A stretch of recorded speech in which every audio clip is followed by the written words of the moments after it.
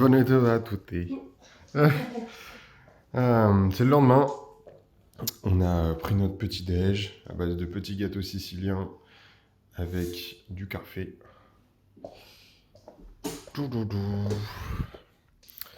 On s'apprête à partir pour visiter Syracuse. Mais je vous fais quand même un petit tour du Airbnb. Donc là derrière c'est le coffre à chaleur. Parce que il y a le soleil qui tombe. Et c'est pas du tout aéré. Il fait super chaud là-dedans. Voilà. Allez, direction Syracuse. Allez hop, on a quitté le Airbnb. On va direction le parc archéologique de Syracuse. Il fait des grosses caves et t'as des formes super géométriques, vraiment mignonnes.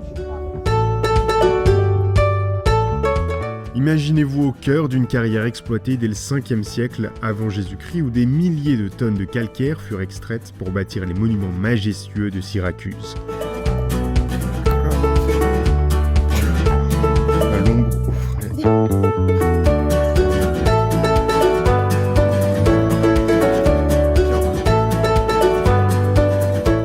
Mais ce lieu n'était pas seulement un chantier.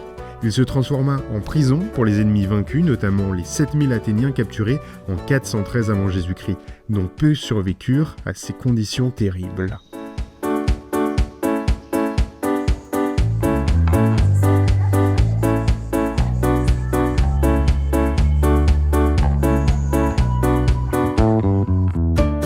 L'oreille de Dionysos est une cavité impressionnante. Haute de 23 mètres et profonde de 60 mètres, elle doit son nom à sa forme évocatrice d'une oreille humaine. Mais ce n'est pas qu'une curiosité géologique. Selon la légende, le tyran Dénis l'Ancien utilisait cette grotte pour espionner ses prisonniers, grâce à son acoustique exceptionnelle, capable d'amplifier les sons jusqu'à 16 fois.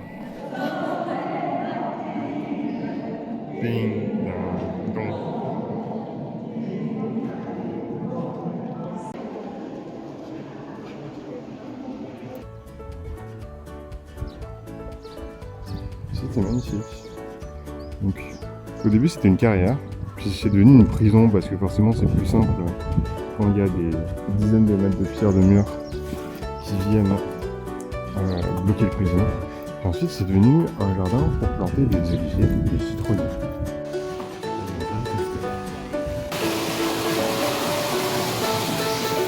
Et une petite porte cachée.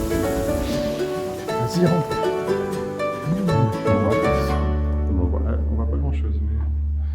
Si, il y a des bancs. J'arrive pas à faire les embouts avec les yeux. C'est le soleil. Avec la mer derrière, c'est beau. Donc juste derrière la cascade, il y a le théâtre. Qui apparemment a été vraiment endommagé pendant le XIIIe siècle. Parce que Syracuse s'est fait piller, notamment par les Romains, les Normands, les Arabes, un peu tout le monde, les Ottomans, l'Empire byzantin.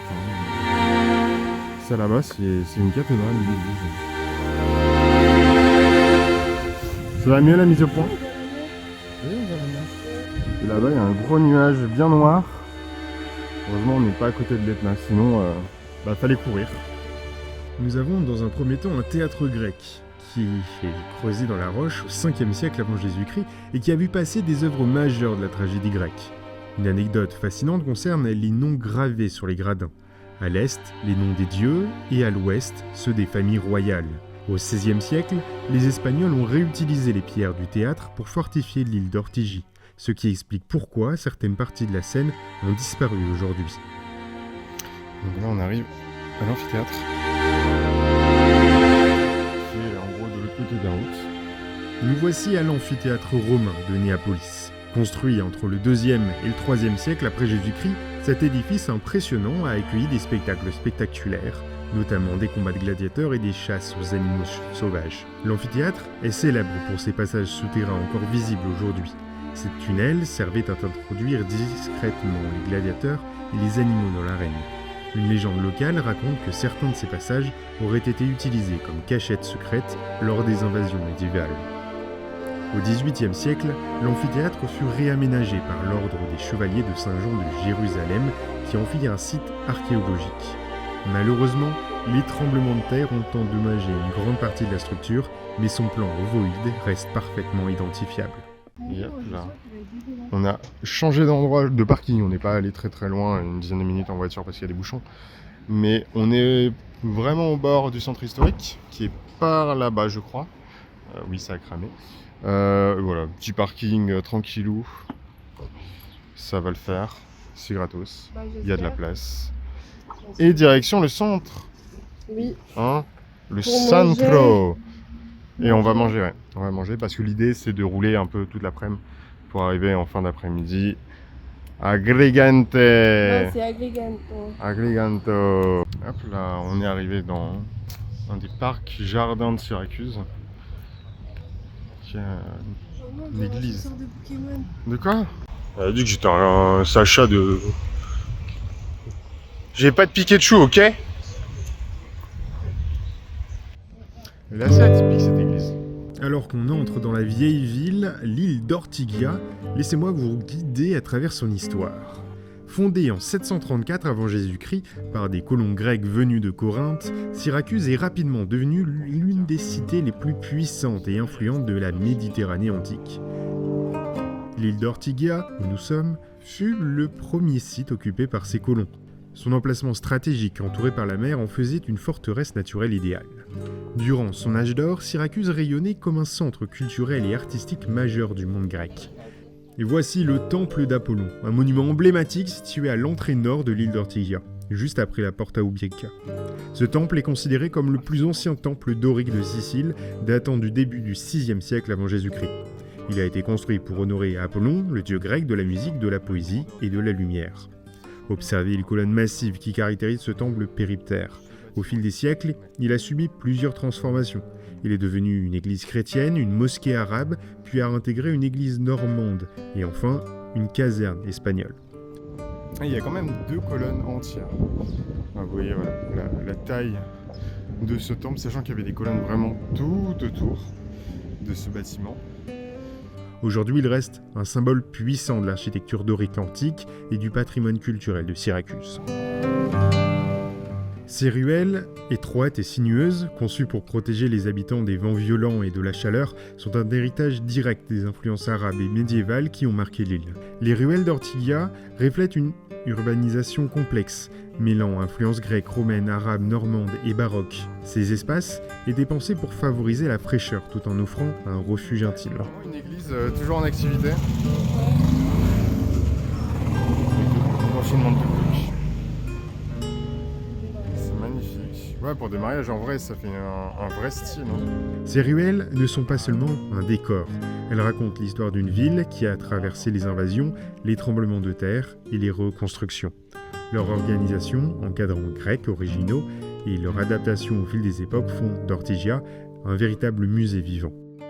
En longeant le Lungomare di Levante, vous pourrez admirer les vestiges des anciennes fortifications qui protégeaient la ville contre les invasions maritimes. Ces murailles construites et renforcées par les Grecs, les Byzantins et plus tard les Espagnols témoignent de l'importance stratégique de cette île dans la Méditerranée. Le panorama ici est spectaculaire. Des eaux turquoises bordées de falaises rocheuses et des bâtiments historiques qui semblent surgir directement de la mer. Regardez. Je me suis fait un pote. Oh, il a peur.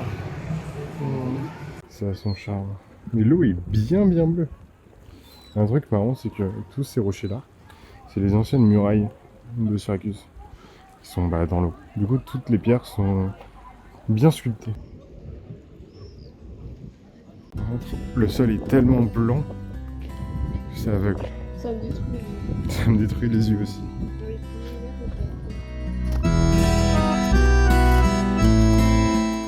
Voici la statue d'Icare, un héros bien connu de la mythologie grecque. Fils de Dédale, qui lui avait construit en tant qu'ingénieur des ailes en plumes de cire pour s'échapper de Crète, l'avait averti « Ne vole pas trop près du soleil ». Mais Icare a désobéi et la chaleur fit fondre ses ailes. Il chuta dans la mer, qui porte aujourd'hui son nom.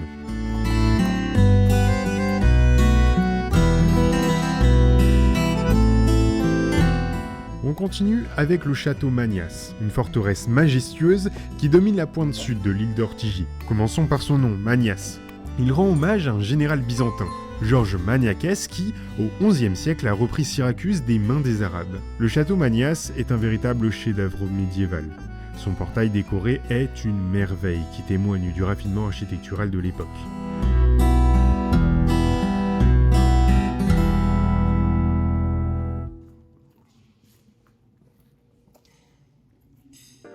À l'intérieur, vous trouverez une salle voûtée impressionnante qui semble tout droit sortie d'un conte médiéval.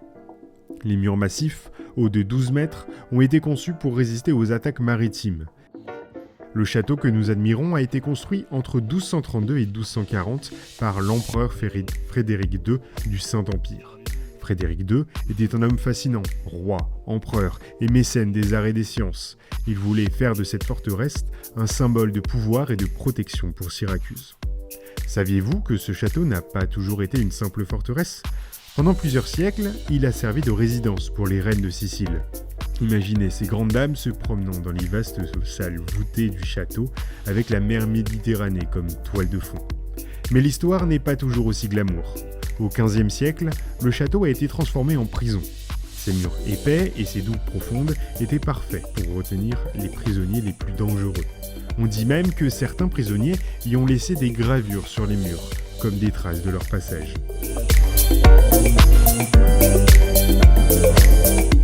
En 1704, une terrible explosion a secoué le château. La poudrière a explosé, causant d'importants dégâts. Imaginez la scène, un nuage de fumée noire s'élevant au-dessus de la mer, des pierres projetées dans toutes les directions. Heureusement, le château a été restauré par la suite et adapté aux besoins militaires modernes. Ça va le gâteau? Le château Manias n'est pas seulement une forteresse, c'est un témoin silencieux des grandes époques de Syracuse, byzantine, normande et médiévale. Il incarne la force, la résilience et la beauté intemporelle de cette ville.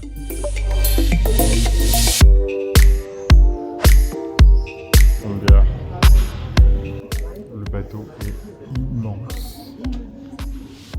Et là, ça part en petite bronzette avec la Volkswagen. Non, c'est une Fiat? C'est une Fiat 500 là. Ouais. C'est la Fiat 500 en bateau. Ils sont repartis dans les ruelles à l'intérieur de Syracuse, sachant que là on va vraiment au centre-ville, là où il y a la cathédrale. Hop, un petit arrêt glacier, stracciatella et pistache. Toi t'as pris quoi? Citron, mangue et fraise. La régalade. La glace finie. On s'est acheté une bouteille d'eau parce que ça fond dans les mains. Donc ça c'est la cathédrale de Syracuse. Construite sur le site d'un ancien temple dorique dédié à Athéna, elle a été transformée en église chrétienne au 7e siècle, devenant ainsi la première église chrétienne d'Occident. Les colonnes doriques du temple sont encore visibles aujourd'hui, intégrées dans les murs de la cathédrale. Après avoir temporairement été une mosquée sous les Arabes, elle a été restaurée par les Normands et reconstruite en style baroque après le tremblement de terre de 1693. Et de retour à la voiture. Enfin. Pfiou. Et maintenant, 3 heures de volant, de route pour se diriger dans le prochain Airbnb à Agrigento. On va le dire à l'italien. Let's go. Et hop là. On est arrivé dans le nouveau Airbnb. Il y a une vue magnifique sur Agrigento là-bas. Donc la vallée des Tempes, c'est encore derrière. Merde.